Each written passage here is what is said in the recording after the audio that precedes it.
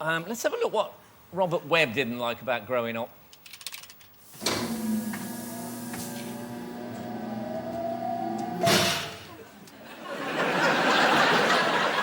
This is PE. I was a very skinny, weedy child, very physically underconfident, ashamed of my puniness, and PE was where it all came home to roost. Especially football, that's where my real anti-talent lay. I was very good at finding a space, run into a space, very loudly call for the ball in the full knowledge that no one in their right mind was going to pass me the ball because they'd all individually tried that before. They'd been down that road, and what I would do was receive the ball and fall over it.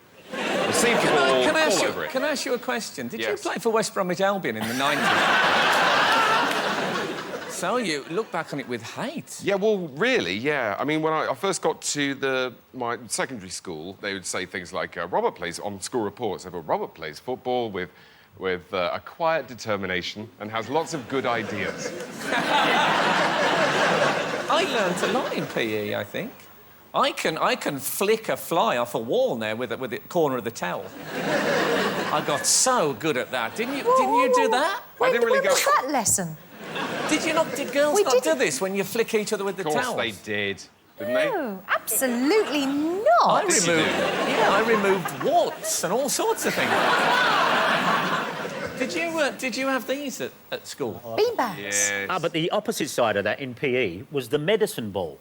Now, I don't know what a medicine ball is supposed to do, but it whatever... Break people's necks. Yeah, and inevitably you try and kick it. And if you've ever kicked a medicine ball, it sends this lightning bolt up to the back of your head. Yeah, well, the really thick kids will try and head it. Just so happens. Yeah. He has one. Ooh. Apparently, because of child obesity, they don't use them now because it reminds kids of the Terry's chocolate orange. Drives them crazy. Did you hula hoop, though? Hula hoop was quite a big thing at our school. No, We used to have this thing where they used to roll the hula hoop and you had to run and dive through it while it was moving. See, that's quite fun. I'm all up for that. I should say I was the only child at our school. All the others were police dogs.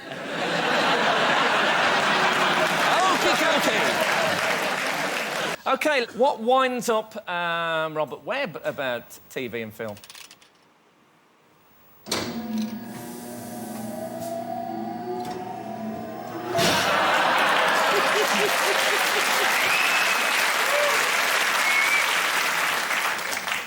This is the Jeremy Kyle Show. This is a show where lots of very angry, very upset, rather stupid, I mean, you know, by definition, idiotic people. Sci-fi because not always sci-fi fans, Fern, and I think you should let that go because it's not going to be part of the discussion anymore.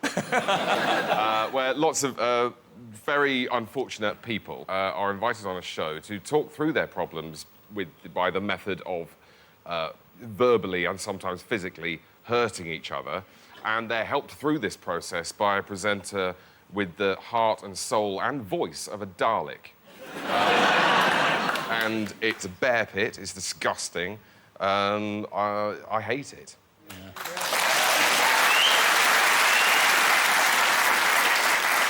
Yeah, but I see Jeremy Kyle as the 21st century Dr. Dolittle.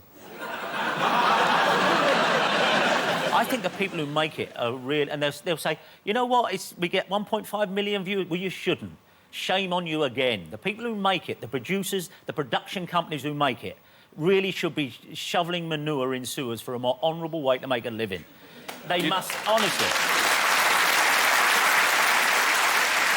There are things I like about it. I love the fact, like, when you get the commercial break to find out the result of the DNA test, it's like, it's the working class version of the conundrum on Countdown.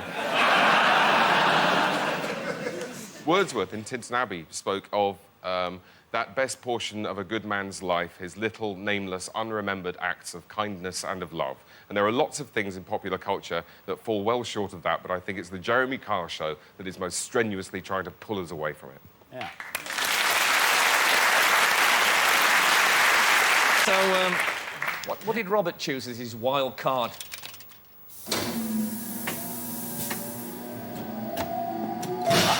Well, now, I've got nothing against mirrors, but this is merely a tool to show you what I would like to put in room 101. and that is my own bald patch. Oh, I can't do it. Maybe it's grown back.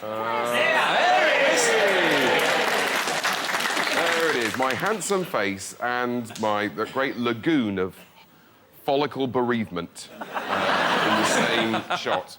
There it is, winking at us like a glassy-eyed, toothless man that I'll be in the future, beckoning me towards my doom. Oh, Robert. Well, yes, I just recently turned 39, so I think about my own death most days now. And it's annoying for lots of reasons, but the main thing, because, you know, it ages you from the back and it's annoying for work sometimes. It ages you from the back. It ages you from the back. It's not nice to look 15 years younger from the front than you do from the back. Well, get a You've got hoodie. a very my nice face, bottom. like, thank you, Fern. But the main thing is that I realised from Twitter that there are a lot of people out there who think that I might not have noticed. That can happen, And I'm Robert. sort of bringing it up because I'm always sort of coming out as a baldy and a slaphead because I want people to know, yes, I have noticed.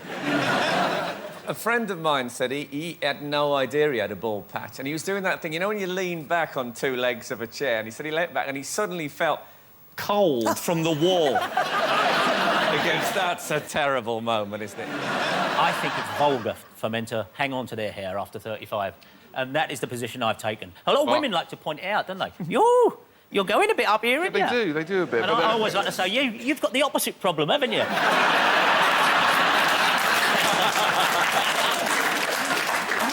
I've had girlfriends and female friends who've told me that that no sensible woman cares less, and I took an early decision to believe them. But it's not a problem to the majority of women. Would you want to put your hands up? Who's it a problem for? Oh, Yeah. Just one lady. You don't like baldies? Unfortunately, that's Robert's wife. I'll see you at home, darling. OK, so at the end of that, well, I quite like dinner parties. It's something I've only discovered in later life, and I quite like the fun of it. Punk was a massive thing for me, and just for sheer courage more than anything else. And I love the fact that none of us knew you had a ball patch until you exposed it. So I am going to put Robert Webb's ball patch into room 101.